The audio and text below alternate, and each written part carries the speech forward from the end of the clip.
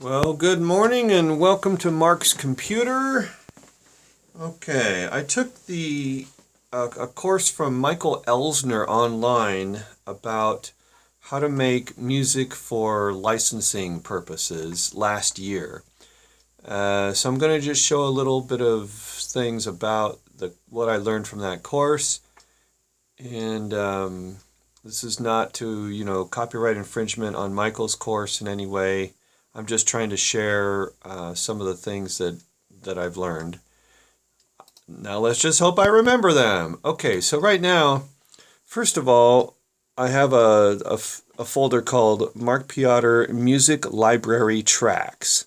So these are the final mixes of all the songs in all their versions and forms, and then they're sorted into albums. Okay, so and then this MPL001, that's just a made-up number to designate what I'm calling this album. And it's simple. It stands for Mark Piotr Library 001, right? Because it's the first one, right? And then there's 7 of them so far, okay? So what we're going to do is take a look at Jewish Songs, Volume 1. That's because I'm assuming there might be a volume 2 someday. All right, so anyway, open that up, and now you see these are all the names, the final names of every single track in this album or collection of songs. So what you get, what you're seeing here is every time it says full, that's the full version of the song, or what you would think is the normal version of the song. And then you make many other mixes of the song. No melody. Oh, by the way, these are instrumental songs. Okay, so no melody minus drums. And then you can come up with other clever ideas like all acoustic mix or no orchestra or, I don't know, a minimized mix or electronic dance mix, whatever you want to come up with. These are all, this is all you. So this is your creativity before you get to this point to make up all these mixes of any song. All right, and you can see Michael specifies that we need to have a 60-second cut down, a 30-second cut down, and a 15-second cut down.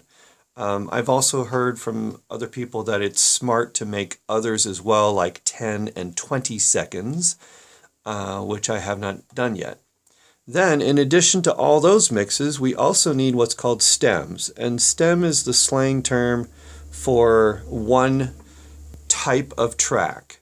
Okay, so just the bass, just the percussion, which in this case is drums and tambourine, just the keyboards, okay, which in this case is just one, it's a grand piano, just the guitars, and it doesn't matter if it's one guitar or 11 guitars, it all goes into one category called its own stem.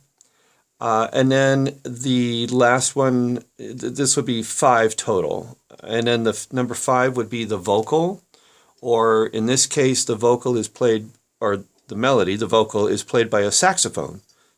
In fact, I think there's more than one saxophone on this particular song. So there you go. So that makes up your 16 different usable tracks, all for one song. And this is pretty common. So you make one song, but you make a whole bunch of mixes for each one. Okay, so these are already named.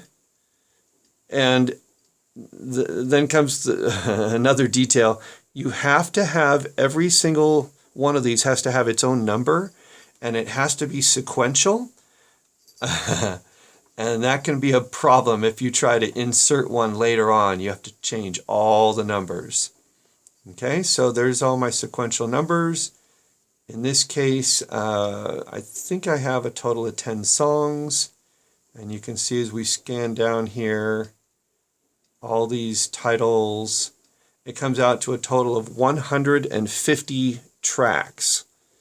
Okay, so that's 150 different possible items that someone can buy and use on their video.